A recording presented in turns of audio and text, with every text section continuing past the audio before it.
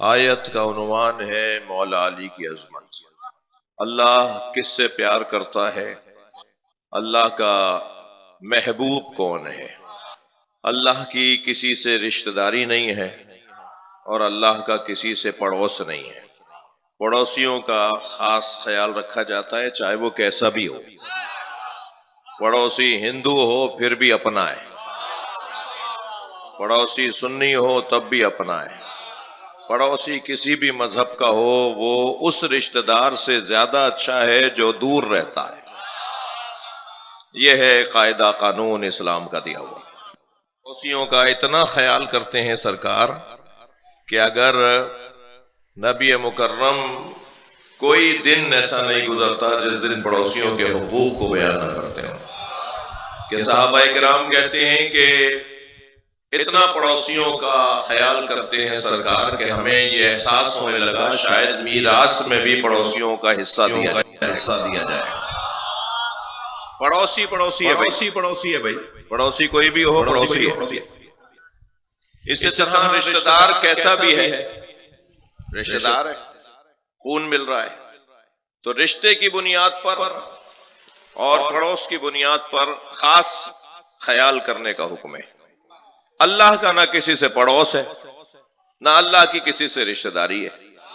وہ لم یلد ہے ولم یولد ہے، نہ کسی کا باپ ہے نہ کسی کا بیٹا ہے۔ جب کسی کا باپ اور بیٹا نہیں ہے تو کسی کا چاچا نانا بھی نہیں ہے۔ جب وہ اصلی رشتہ ہی نہیں ہے تو پھر کوئی سارے رشتے ختم۔ اللہ کے کسی سے رشتہ نہیں ہے اور نہ ہی اللہ کا کسی سے پڑوس ہے۔ کوئی کہے کہ اللہ خانہ کعبہ میں رہتا ہے تو یہ مسلمان ہی نہیں رہتا۔ ایسا سوچنے والا جو یہ کہے کہ اللہ خانہ کعبہ میں رہتا ہے وہ مسلمان ہی نہیں ہے۔ اللہ کہاں نہیں ہے یہ اور بات ہے، کچھ لوگوں کو مکے جا کے بھی اللہ نہیں ملتا، یہ اور بات ہے، اور کچھ لوگوں کو اپنے اوپر غور کرنے سے اللہ نظر آ جاتا ہے۔ میرے مولا علی فرماتے ہیں خبردار دروں میں صحراؤں میں بیابانوں میں اللہ کو نہ ڈھونڈنا، اپنے اوپر غور کرنا تمہیں اللہ نظر آ جائے گا۔ اللہ کہاں نہیں بھائی، اللہ کہاں نہیں ہے؟ اللہ ہر جگہ ہے۔ جب ہر جگہ ہے تو اس کا کوئی پڑوسی نہیں ہے، اس کا کوئی ہمسایہ ہی نہیں ہے۔ اللہ ہر جگہ موجود ہے، تو نہ اللہ کی کسی سے پڑوس کی بنیاد پر کوئی رعایت ہوگی، نہ رشتہ داری کی بنیاد پر اللہ کی کسی سے کوئی رعایت ہوگی۔ اللہ تو اسے عظمت دینا چاہتا ہے جو میدان میں ڈٹ کر اور جم کر لڑتا ہو۔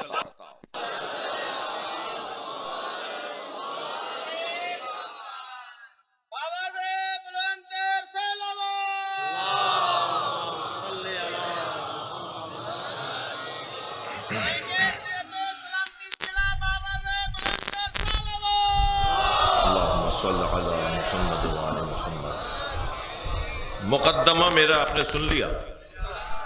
اللہ ہر اس شخص کو عزت دے گا جو میرٹ پر اترتا ہوگا۔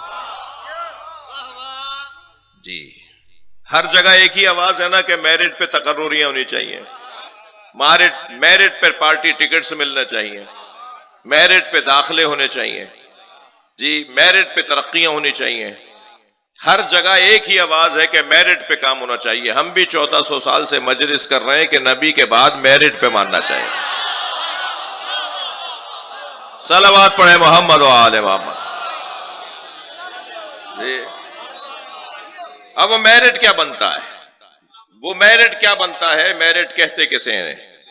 دیکھیے، افسران بھی تشریف فرما ہے، ذمہ داران بھی تشریف فرما ہے، اداروں کو چلانے والے لوگ بھی ہیں۔ جب میرٹ بنایا جا رہا ہوتا ہے، مثلا نوکریاں دینی ہے 100 لوگوں کو، امیدوار ہیں 2000 فارم فل کرتے ہیں، پھر 2000 میں سے کاٹ پیٹ کر کے 1000 کر دیے جاتے ہیں کہ ایک نمبر خراب، یہ اتنے فیل، اتنے پیپر میں اتنے سوالوں میں فیل، تو 2000 نے پیپر دیے تھے، 1000 رہ گئے۔ اب بھی نوکریاں تو دینی ہے 100 کو، اب 900 کو بھی کاٹنا ہے، یعنی میرٹ کی بنیاد پہ کاٹنا ہے۔ تو پھر کیا کرتے ہیں آپ؟ انٹرویو میں اتنا مشکل انٹرویو لیتے ہیں کہ وہ 900 بھی کٹ جائیں اور 100 رہ جائیں، ایسا ہی ہے نا؟ یعنی آپ مشکل ترک کر بعض اوقات ٹیسٹ کو دوبارہ کروایا جاتا ہے، آواز ذرا اس کی کنٹرول کریں، بعض اوقات ٹیسٹ دوبارہ سے تکرار کروایا جاتا ہے، بعض اوقات انٹرویو دوبارہ کال کیا جاتا ہے، بعض اوقات جو ہے وہ انٹرویو پر انٹرویو ہو رہا ہے، وہ کیوں ہو رہا ہوتا ہے؟ وہ اس لیے ہو رہا ہوتا ہے کہ میرٹ بنانا ہے، اور کاٹ کاٹ کے 900 میں سے 2000 میں سے 1000 رہے، 1000 میں سے اب 100 لے کر آنے ہیں، 100 میں سے پھر 900 کو کاٹنا ہے، 1000 میں سے 900 کو کاٹنا ہے، 100 کو لینا ہے، صحیح ہے، اور پھر 100 کو لے کر انہیں نوکریاں دے دی جاتی ہیں۔ اب مجھے ایک جملہ کہنے دیجئے، ساری کائنات میں اللہ نے جب میرٹ بنایا تو اس میرٹ کا نام علی ہے، ہر اعتبار سے باکمال ذات۔ وہ میرٹ کیا ہے جس کی بنیاد پر یہ مجمع اتنا دیوانہ ہوا ہے؟ یہ سارے مولا علی علیہ السلام کے، یہ سارے اہل بیت کے دیوانے بیٹھے ہیں، اور یہاں دیوانگی کا مطلب پاگل پن نہیں ہے، یہاں دیوانگی کا مطلب یہ ہے جب عقل کمال پر پہنچ جائے تو اسے عشق کہا جاتا ہے۔ ہاں، یہ عشق کا مرحلہ ہے بھائی۔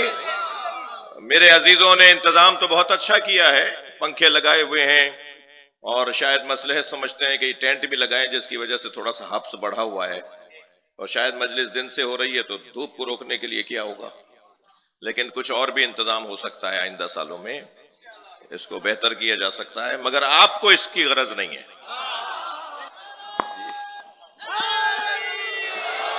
یعنی یہ تو میں بول رہا ہوں نا، میرے علاوہ کوئی اور ذاکر بھی نہیں بول پائے گا۔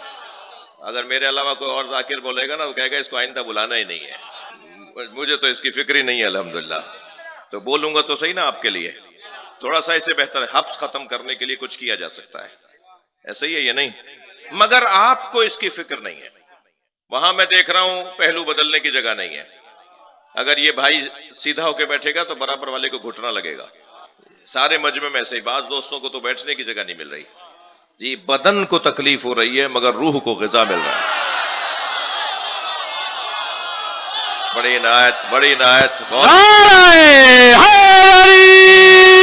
حیدری بلند ترین صلوات۔ اللہم صل علی، یہ عشق کی کیفیت ہے، اور ان ملاؤں کو بلا کے مجمع دکھاؤ جو ہمارے اس عمل کو بدعت کہتے ہیں، یہ بدعت نہیں ہے، یہ عشق ہے، یہ حضرت ابراہیم کے مریدوں کا مجمع ہے جو آگ میں کودنا جانتے ہیں، اپنے معشوق کی خاطر، ماشاءاللہ اپنے معشوق کی خاطر آگ میں کودنا، یہ ابراہیمی مزاج لوگوں کا کام ہے۔ بعض لوگوں کو کہاں سمجھ میں آئے گی ہماری یہ بات، ہمارا یہ کام، جنہوں نے اس گھڑے سے پانی نہ پیا ہو جس گھڑے سے ہم پانی پیتے ہیں، اور ہم جس گھڑے سے پانی پیتے ہیں اس گھڑے کے پانی کو سبیل حسین کہتے ہیں۔ ہاں، ہمارا ذائقہ ہی کچھ اور ہے، ہمارا انداز ہی کچھ اور ہے۔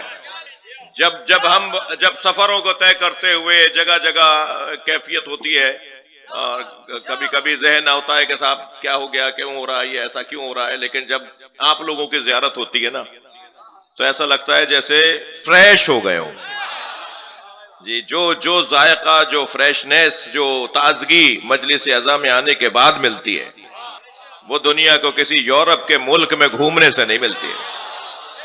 ہم سے آ کر تو پوچھے کہ ہم ہیں کون، تم ہم پر غور کر لو تو پی ایچ ڈی ہو جاؤ، علی مولا تو علی ہے، ہم علی کے چاہنے والوں کو سمجھ لو تو تمہارا مقام بلند ہو جائے۔ توجہ کر رہے ہیں آپ حضرات؟ اچھا، یہ جو میرے بھائی موبائل سے بنا رہے ہیں نا، یہ حاضری کی نیاز لیں، اس لیے کہ جب موبائل اٹھا لیتے ہیں تو ان کی ساری توجہ موبائل پر ہوتی ہے، اپنے اوپر نہیں ہوتی، حاضری کی نیاز لیں، ویڈیو مل جائے گی انہیں۔ ایک صلوات پڑھیں ذرا محمد و آل محمد۔ سنو نا، تم تو موبائل میں لگ گئے، ایک اور بلند صلوات، اس سے بلند صلوات۔